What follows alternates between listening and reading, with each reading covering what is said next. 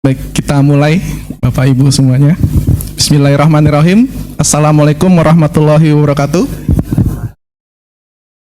Selamat pagi Bapak Ibu semua, rekan mahasiswa Departemen Teknik Elektro. Selamat pagi Prof. Riri.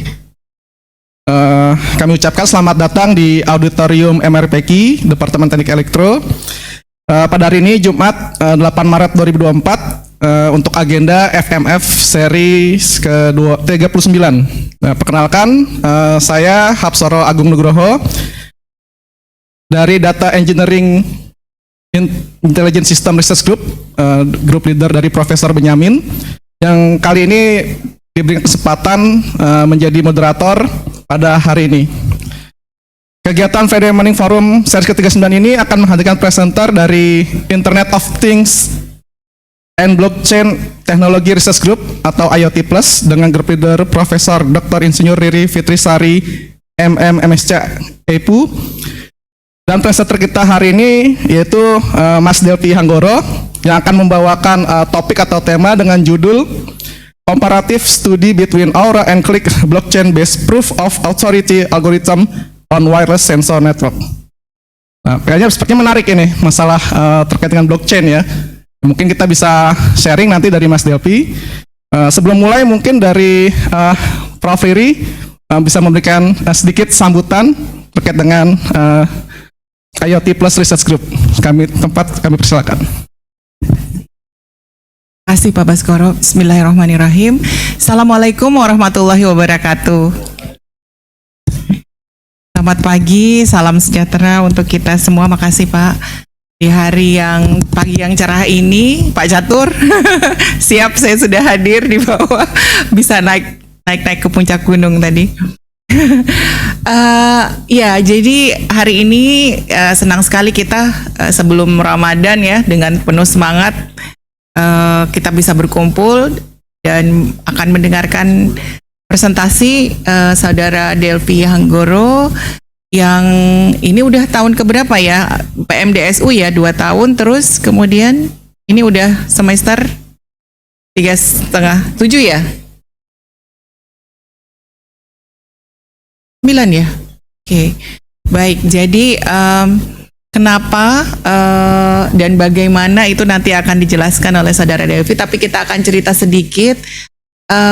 Saya dulu S3-nya di Multimedia Network di University of Leeds di UK, masternya di Sheffield University di Software System and Parallel Processing. Ya, ini perkembangannya sangat terus-menerus ya. 2 minggu lalu saya di The Montfort University, semua yang berbicara tentang Software Defined Network, yang bicara tentang cloud computing, yang bekerja tentang MPI, semuanya tuh bertemu. Tapi topiknya kemarin adalah artificial intelligence di mana-mana. Jadi ya memang apa yang kita kerjakan semuanya AI dan machine learning di mana-mana. Jadi kapan kita pakai machine learning dan deep learning pada data-data yang kita punya jumlahnya, dan berbagai topik ini kita kerjakan, tapi kita dikasih nama IoT Plus ya, research groupnya, karena ini sudah lama banget WA grupnya juga, jadi akhirnya diberi nama itu. Lanjut. Ya, ini profil saya, lanjut. Ya, lanjut lagi. Ya, ini semua asal kerjasama di research group ya, jadi kita semua tekun dan terus-menerus, dan inilah harapan kita semua Bapak Ibu di tempat kerjanya masing-masing, di risetnya masing-masing. Kalau kita menyukai meneliti dan memang passionnya di sana, itu kita akan selalu undang ya untuk terus membaca, terus melihat perkembangan yang terkini, dan selalu mendengarkan dari teman. Jadi ini bukan pekerjaan yang sementara, tapi terus-menerus akan kita lakukan, dan itu dibiasakan dari awal. Oleh karena itu infrastruktur kita makin lama makin berkembang seperti yang sekarang ini, dan kita sudah lihat bahwa super intelligence sebentar lagi akan masuk kalau kita tidak membuat strategi yang pas untuk dapat bagaimana menemani atau riding the waves perkembangan teknologi sekarang ini. Ya, ini website riset grup kita dan ada daftarnya ya. 3 ya udah ya, di antara bimbingan saya sudah profesor. Alhamdulillah. Jadi itu yang sangat menyenangkan kita semua, bahwa kita punya kesempatan untuk dapat mengembangkan ilmu pengetahuan dan teknologi. Kemarin ada tulisan di pinggir jalan Profesor Fuad Hasan atau yang bilang ya, ilmu adalah jalan menuju kemuliaan. Nah, mungkin itulah mungkin yang dapat kita tingkatkan dan dapat kita kerjakan, membantu perkembangan ilmu pengetahuan dan teknologi di dunia ini dengan cara-cara terkini yang ada di bridge on the brink of development of information technology. Dan alhamdulillah sudah banyak ya. Jadi kemarin yang terkini itu ada Pak Rudi Gultom ya di Universitas Pertahanan, Profesor Rudi Gultom, Profesor Adian di Undip, dan juga ada Profesor Teguh Yuliar di Universitas Syah Kuala. Jadi dan yang lainnya akan menyusul insya Allah. Lanjut. Ya, ini riset grup kita dan terus akan berkembang ya dengan penuh semangat. Kita masuki bulan Ramadan juga, Bapak Ibu sekalian. Kenapa? Jangan sampai bulan Ramadan itu menurunkan semangat kita. Jadi terus konsisten dan mungkin kalau saya selalu sampai sekarang masih nonton film motivasi gitu ya. Robin Sharma selalu tiap hari saya masih sering putar juga, saya ikut. Karena apa? Karena di situ kita baru semangat, oh, we are not the only one. Ternyata teman-teman kita tuh banyak, dilihat aja segini jumlahnya, dan semuanya bersama-sama menuju itu. Dan semua kita itu punya tempat yang kita bertanggung jawab untuk dapat meneruskan legasi yang terus kita lakukan. Lanjut. Ya, hari ini Pak Delvi Anggoro akan menceritakan tentang risetnya di lightweight blockchain dengan banyak yang dilakukan di bidang IoT untuk consensus algorithm yang dibuatnya. Pekerjaannya banyak dengan Aura dan Klik blockchain waktu itu, POA, POS, dan berbagai temuan. Ya, terakhir papernya banyak berdiskusi dengan Pak Evangelos Pornaras, karena di kuliah blockchain ini juga di seluruh dunia belum banyak ya mata kuliah ini. Jadi kemarin saya ketemu 2 tahun yang lalu, Pak Evangelos juga baru mulai kuliah, membuat kuliah. Jadi tapi banyak sekali masukan-masukannya karena penelitian beliau S3-nya juga di bidang itu. Baik, mungkin itu pengantar dari saya. Lanjutkan dulu, sebentar ada apa lagi yang disediain. Lanjut. Iya, hari ini kita tepuk tangan dulu untuk Delvi yang akan berdiskusi.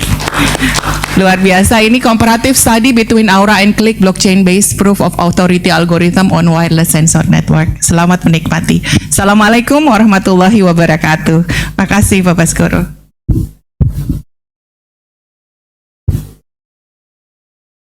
Terima kasih banyak Prof. Riri atas waktunya. Baik, kita akan dengarkan Mas Delvi Anggoro akan menyampaikan topik tentang comparative study between Aura and Klik blockchain based proof of authority algorithms on wireless sensor network. Kepada Mas Delvi Anggoro kami persilakan.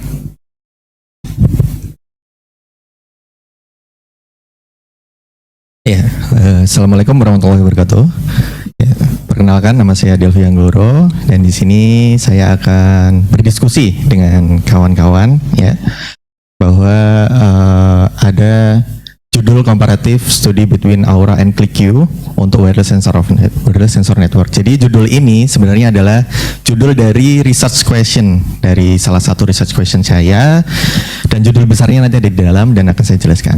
Sekali lagi terima kasih buat teman-teman pejuang dokter, teman-teman ada S2 dari bimbingan Prof. Riri dan Pak Catur, selamat datang. Ya, bisa next. Ya, di sini ada outline-nya, ada background. Pertama akan saya jelaskan kenapa sih saya memilih topik ini, kenapa sih blockchain itu ada di wireless sensor network dan yang lain-lainnya.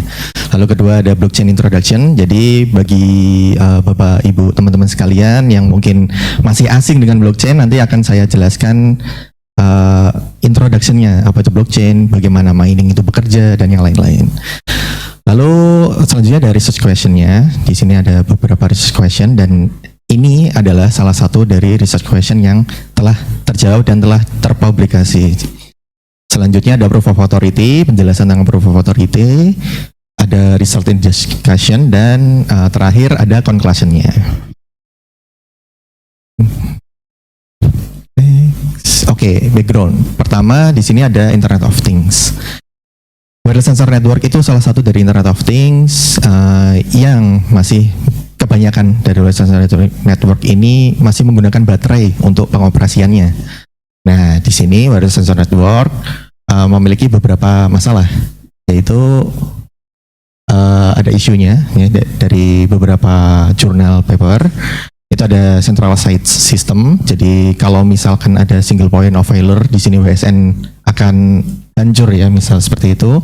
Security-nya karena di sini menggunakan lightweight device atau WSN biasanya hanya ya device yang kecil, memiliki komputasi power yang kecil dan baterai yang mungkin terbatas, sehingga memiliki security yang terbatas pula.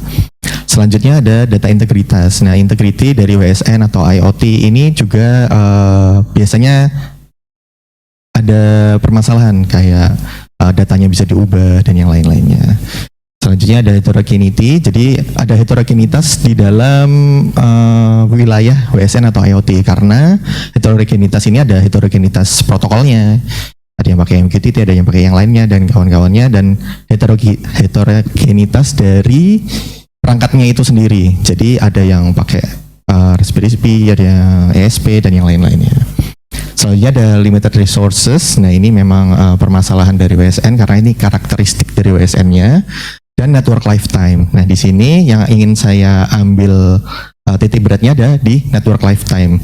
Kenapa? Karena menurut beberapa peneliti sebelumnya di tahun-tahun 2009 sampai 2020 kemarin, network lifetime ini untuk di WSN, khususnya di WSN, akan lebih baik semua nodes atau semua perangkat dalam WSN itu mati secara bersamaan. Karena apa? Karena esensi dari WSN itu untuk mengamati suatu wilayah tertentu. Jika ada satu nodes yang mati, berarti mereka menganggap bahwa itu network lifetime-nya sudah mati, karena esensi dari WSN itu untuk mengamati suatu wilayah. Nah, kalau misalkan satu nodes itu mati terlebih dahulu, itu akan merugikan dan dianggap bahwa WSN ini tidak berjalan secara sempurna. Nah, di sini ada beberapa metode nih. Ada enkripsinya, ada enkripsi yang itu ada autentikasi protokol, routing protokol, machine learning bahkan, dan blockchain teknologi untuk menyelesaikan permasalahan yang ada di wireless sensor network. Untuk enkripsi teknologi, jadi bisa menyelesaikan permasalahan security dan data integrity. Lalu untuk autentikasi protokol bisa menyelesaikan masalah security dan heterogenitas. Selanjutnya ada routing protokol, ya di sini bisa menyelesaikan security dan heterogenitas juga. Lalu bisa menyelesaikan limited resource dan memperpanjang lifetime-nya. Di sini menggunakan routing protokol. Selanjutnya ada machine learning, di sini kebanyakan dikembangkan itu untuk security. Dan yang terakhir blockchain teknologi itu yang akan kita bahas menjadi bahasan utama hari ini adalah dapat menyelesaikan centralized system karena blockchain ini decentralized. Lalu security karena blockchain ini memiliki sifat imutabilitas dan integritas data yang baik. Nanti akan dijelaskan kenapa kok blockchain bisa seperti itu. Selanjutnya ada data integritas, sama nanti akan dijelaskan, dan heterogenitas dijelaskan juga nanti. Untuk limited resources, nah di sini memang agak kontradiktif nih. Karena blockchain ini membutuhkan power yang lumayan besar, sedangkan wireless sensor network memiliki limited resources. Nah, di sini sudah di-tackle oleh beberapa peneliti lain, ada Al-Ghamdi dan Buzurgi. Nah, jadi di sini kita memainkan beberapa menemukan atau dikembangkan, blockchain itu dikembangkan menjadi beberapa tipe dan konsensusnya.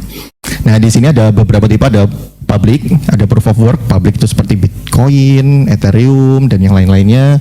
Private itu seperti RAV, Hyperledger kalau misalnya pernah dengar. Dan permission atau proof of authority ini juga perkembangan dari Ethereum yang memang diciptakan untuk network-network permission atau private juga. Nah, jadi di sini saya akan fokus ke dalam permission blockchain Proof of Authority yang telah terbukti memiliki kecepatan transaksi dan penggunaan daya yang lebih sedikit dibanding Proof of Works atau yang lainnya. Untuk network lifetime, ya di sini sebagai research objektif saya. Jadi tujuan dari disertasi saya di sini adalah untuk mengembangkan blockchain yang dapat mempertimbangkan network lifetime. Bukan blockchain itu sebagai solusi utama untuk meningkatkan network lifetime.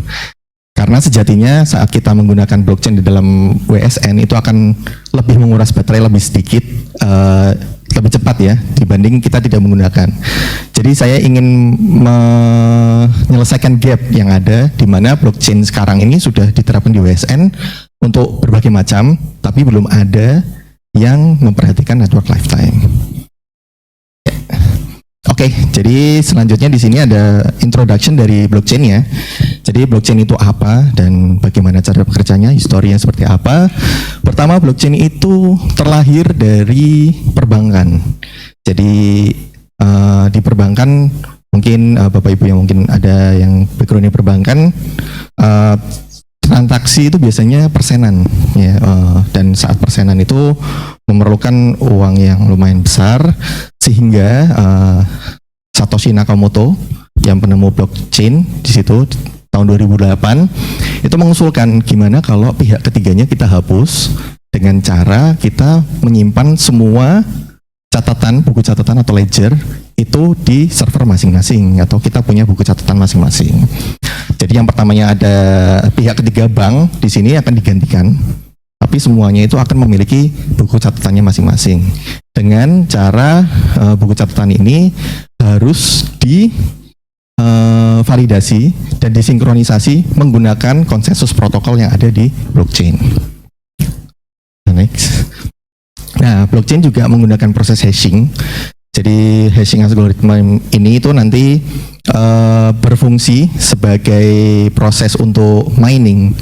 Nah, di sini karena adanya proses hashing yang akan dihubungkan dari satu transaksi dengan transaksi yang lain, ini akan membentuk suatu data atau suatu blok yang data integritasnya akan terjaga, akan dilanjutkan sebagai. Oke, mining proses. Jadi ini mining atau mungkin Bapak Ibu sering dengar, oh ini teman kita lagi mining, dapat duit berapa bitcoin. Nah itu, ini adalah mining proses. Di mana mining proses itu untuk menembungkan target hash. Target hash itu apa? Sebelumnya kita harus berkenalan dengan SHA-256 ya. SHA-256 itu suatu one way function hash. Jadi angka 1 itu bisa kita hashkan menjadi 64 bit ya. Ya, 64 bit. 64 bit karakter teks. Jadi saat kita masukkan angka 1 dan kita hash, hasilnya akan sama ya, akan selalu sama. Nah, di sini target hash itu adalah target numerical value yang sudah di predefine, sudah diatur oleh Bitcoinnya. Jadi tujuannya adalah untuk mencari nol pertama. Nol pertama itu ada di bawah sini. Itu di bawah, mungkin minta bantuannya. Nol di bawah. Nah, jadi tujuannya kita adalah kita harus mencari hash dengan 0,5 yang di bawah ini. Jadi blok di dalam blockchain itu terdiri dari header, previous block hash, dan transaction. Nonce adalah number used once dan akan bertambah 1. Jadi bloknya itu ditambah nonce, ditambah 1, di SHA akan menjadi teksnya itu, value-nya, hash value-nya. Nah, itu nonce akan nambah terus. 1 nggak ketemu nih, nolnya cuma 1 mungkin, 2 gimana. Nah, terus akhirnya akan terus mining proses terus nyari angka, dan kalau Bitcoin sekarang tuh sampai 30 jutaan angka baru ketemu nolnya mungkin berapa, 5 kali, 7 kali, dan 8 kali. Sehingga proses hashing dari blok ditambah nonce. Ini adalah mining prosesnya. Jadi semakin cepat prosesor kita, semakin cepat GPU kita di dalam Bitcoin ya. Jadi kan semakin cepat untuk kita mengulang ini proses hashnya. Dan siapapun yang menemukan pertama di sini akan mendapatkan imbalan dari Bitcoin. Jadi berikut adalah dari proses dari Bitcoin untuk kita menambang atau mencari hash yang ada yang sudah ditargetkan dari Bitcoin. Oke, selanjutnya setelah hashnya itu terbuat, ya, lalu blok-blok tadi akan di-chain-kan atau akan diurutkan. Jadi node ini saya misalkan ada 3 nodes di mana ABC itu memiliki catatan yang sama. Dan jika si node B ini mengganti, ya, yang harusnya B transaksi ke C diganti B transaksi ke A, hashnya akan berubah. Dan hashnya dia itu akan digunakan untuk hash berikutnya, karena berikutnya harus memiliki hash sebelumnya. Dan di sini akan putus rantainya, di mana di node B catatan atau ledgernya ini tidak valid. Dan untuk setiap konsensus algoritma ini akan memiliki sistemnya mereka untuk synchronize jaringan data dari ledgernya gitu. Kalau di dalam POA, POW, Proof of Authority dan Proof of Works, yang akan disinkronisasi setiap ada blok baru. Kalau misalkan jumlah transaksi yang sama di sini 51%, 50 plus 1% datanya itu valid, berarti itu yang akan diikutin. Jadi kekurangan dari blockchain adalah jika kita bisa mengubah database dari 50 plus 1% dari nodes, kita bisa mengubah transaksi dari ledgernya. Namun ini hampir tidak mungkin karena proof of work sendiri, Bitcoin sendiri anggotanya hampir 200.000 nodes. Jadi harus ngehack, harus masuk ke dalam itu di 100.000 nodes, itu sangat effort sekali untuk mengganti sebuah transaksi. Jadi dengan adanya chain block ini memastikan bahwa data yang masuk ke dalam blockchain integritasnya baik, secure, dan immutability. Ya, immutabilitasnya karena ya kalau misalkan ada node yang satu diganti ya langsung sinkron dan balik lagi ke data yang sebelumnya. Next. Nah ini tadi balik lagi ke blockchain types. Jadi ada 3 sebenarnya. Pertama public, jadi kita sebagai anggota bisa langsung masuk ke dalam jaringan, bisa ikut mining, bisa ikut apa-apa tanpa ada batasan apapun. Ini contohnya seperti Bitcoin, Ethereum, dan yang lain-lainnya. Private, jadi nanti tetap centralized ya kalau private. Sisi blockchainnya tidak terlalu terlihat karena di sini masih menggunakan centralized. Jadi ada satu nodes yang akan menjadi administrator. Dan each node harus masuk daftarkan diri, dan ini khusus untuk biasanya untuk pencatatan internal saja. Nah, permission blockchain ini lumayan sangat baik untuk bisnis ya, jaringan bisnis, karena di sini partly decentralized. Jadi ada beberapa nodes yang dipercaya sebagai admin seperti itu. Selanjutnya ada requires permission, jadi harus masuk dan harus mendaftar secara manual. Jadi suitable untuk semi-closed system, fast transaction and compute power friendly. Jadi karena di POA ini, di permission blockchain ini kita bisa mengatur nih untuk proses miningnya itu nolnya cuma berapa. Nah kita bisa kasih cuma nolnya cuma 1, itu biasanya cuma 20-30 hashing gitu. Ya, jadi ini fokusnya ada di permission. Ya, selanjutnya untuk kasus di wireless sensor network, di sini saya memilih khusus untuk cluster WSN. Karena apa? Karena sudah terbukti oleh Bozorgi, Al-Ghamdi, sama Arubey et al. Di sini itu mereka menjelaskan kenapa kok sistem cluster ini lebih baik daripada sistem mesh. Kenapa? Karena di dalam blockchain itu ada proses propagasi blok atau menyebarkan blok. Ya, jadi kalau misalkan node 1 di sebelah kiri itu menjadi leader atau menjadi orang yang menang tadi mining ya, dia harus menyebarkan bloknya itu ke node ke-8. Nah, kalau misalkan node ke-8 berarti node 2, 4, 6 itu harus, kalau di wireless sensor network multi hop harus menjadi node intermediary, node penengah ya, node yang harus melanjutkan datanya lagi. Nah, itu akan menguras baterai dari node 2, 4, dan 6. Oleh karena itu dari Al-Ghamdi et al. Dan yang lain-lainnya mempropos untuk menggunakan cluster WSN. Dan itu sudah terbukti bahwa cluster WSN lebih baik. Oleh karena itu, saya di sini fokus juga untuk mengembangkan di cluster WSN. Nah, jadi dari cara kerja blockchain yang tadi, kita bisa memastikan bahwa blockchain, karakteristik dari blockchain itu bisa menyediakan apa saja, dari secure, data integrity, dan immutability. Nah, jadi dari semua background dan semua yang telah saya ceritakan tadi, di sini ada muncul 3 research question. Pertama adalah apa algoritma proof of authority yang paling tepat untuk WSN. Jadi proof of authority itu memiliki 2 jenis algoritma ya.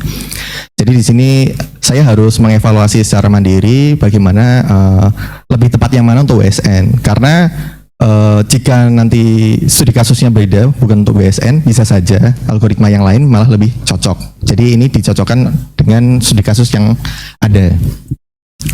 Selanjutnya gimana kita untuk mengoptimasi POA untuk meningkatkan network lifetime. Ya, jadi untuk research question 2 itu nanti akan ada pengembangan dari POA yang dipilih dari research question 1. Selanjutnya nomor 3 itu untuk mengimprove block production-nya. Bagaimana cara untuk meningkatkan throughput dari bloknya itu seperti apa. Nah, jadi di sini ada research position saya. Nah, di sini ada blockchain leader selection. Itu ada banyak ya peneliti-peneliti lainnya yang memodifikasi POW, POA dan yang lain-lainnya untuk kebutuhan studi kasus mereka masing-masing. Ada yang khusus di IoT, yang mereka storage-nya bermasalah, itu ada SCC, itu storage compression consensus. Lalu ada yang banyak yang lainnya. Dan di sini ada blockchain integration IoT untuk WSN, ini sudah banyak dilakukan. Dan tujuan saya adalah untuk menggabungkan ini semua atau blockchain ini dapat berjalan dalam WSN dengan karakteristiknya, namun juga bisa untuk mempertimbangkan masalah network lifetime seperti itu. Ya, selanjutnya dari research output. Jadi semua cerita tadi itu judul dari disertasi saya yang berjudul Development of Proof of Authority Algorithm on Lightweight Blockchain for Network Lifetime Optimization in Wireless Sensor Network. Nah, di sini untuk outputnya yang pertama ada di ISCA ya, ini Q4. Kemarin karena comparative study between Aura dan ClickQ, saya cuma berani di Q4. Selanjutnya yang research question 2 dan 3 ini kami mengembangkan bagaimana POA itu lebih baik di dalam WSN, lalu algoritmanya kita juga sudah kembangkan, arsitekturnya juga sudah kita kembangkan. Ini diselesaikan di paper kedua di Elsevier di Blockchain Research and Application BCRA di Q1. Sekarang masih proses revisi, jadi kemarin sudah dapat major revision, sekarang lagi under review untuk major revision. Nah, untuk kesempatan hari ini kita fokus untuk ke research question 1 karena ini sudah selesai dan sudah tervalidasi ya, sudah publish gitu. Ya. Oke, jadi di sini ada problem statement dari RQ1, research question 1. Jadi di POA itu ada dua jenis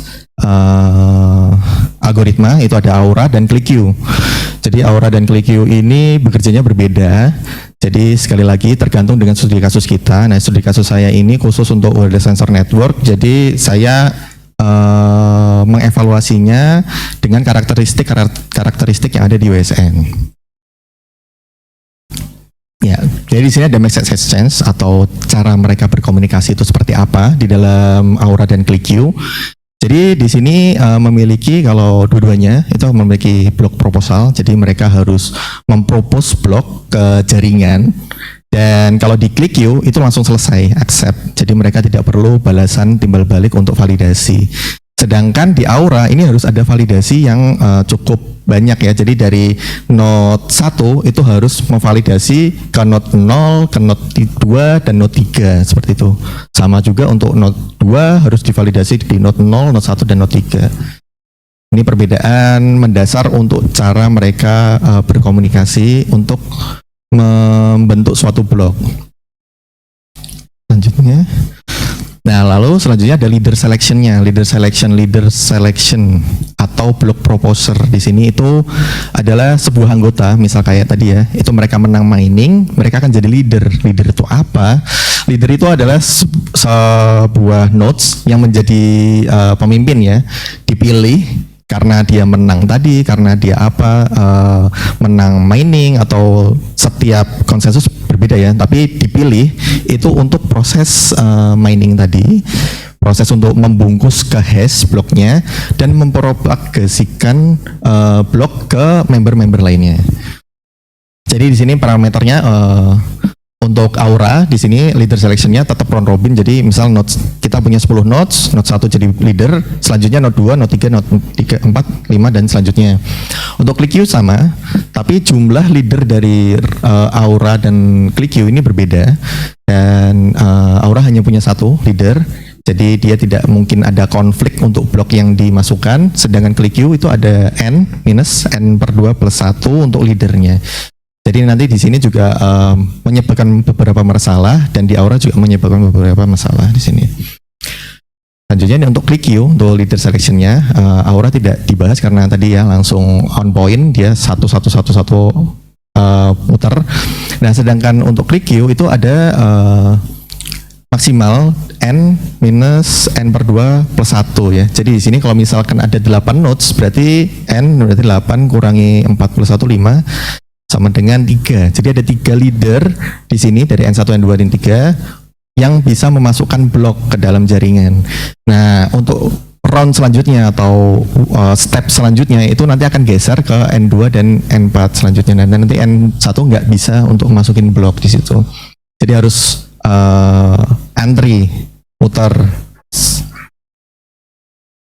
Selanjutnya, nah ini di ClickQ. Jadi karena tadi ada beberapa leader yang bisa memasukkan blok secara bersamaan, di sini ada potensi untuk bertabrakan bloknya di situ ya.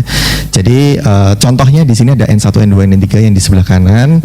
Di N1, N2, N3 yang di sebelah kanan itu B2-nya atau blok keduanya itu N2 yang memberikan.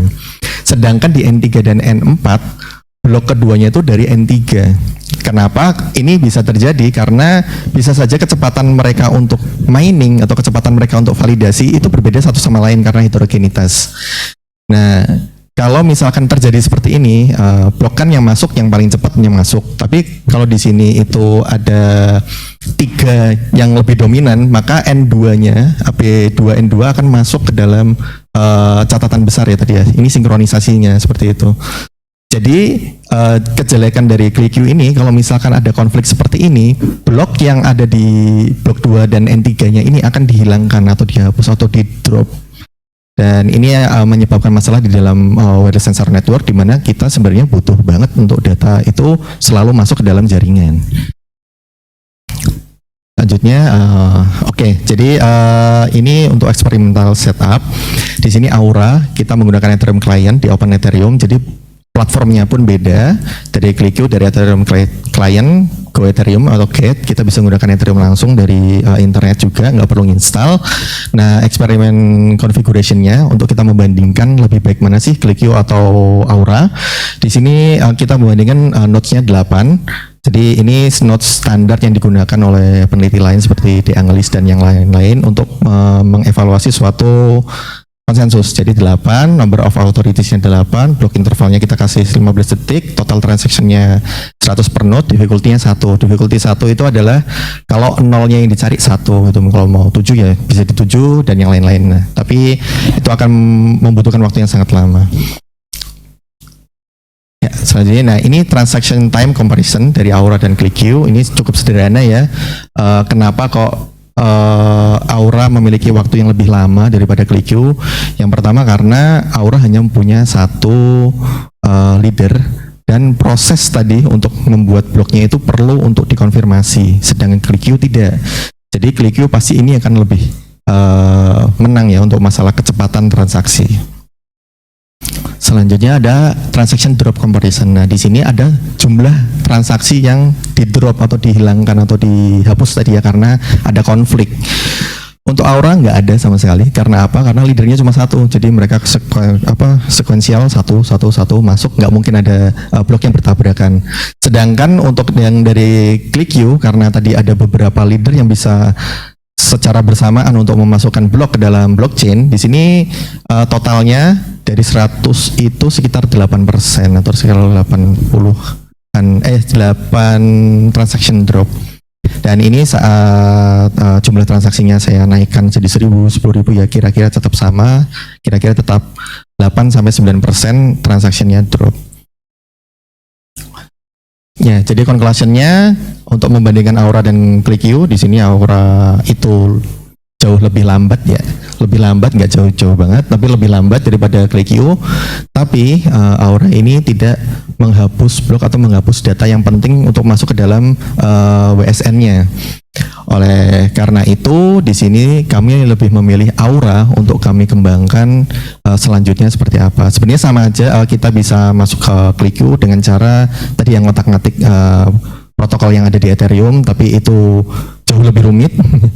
Jadi saya lebih baik untuk Aura, dan di research question 3 itu bagaimana cara untuk meningkatkan blok throughput-nya, itu karena kami memilih Aura ini. Ya, kurang lebih seperti itu dari presentasi saya. Mohon maaf jika ada salah kata. Silakan Pak Moderator untuk dibuat diskusinya. Pertanyaan kali ini sekali lagi kita beri aplaus untuk Mas Delphi Anggoro untuk presentasi di FMF kali ini. Saya pribadi sebagai moderator mohon maaf apabila ada kekurangan dalam penyampaian. Saya akhiri. Billahi taufik wal hidayah. Wassalamualaikum warahmatullahi wabarakatuh. Selamat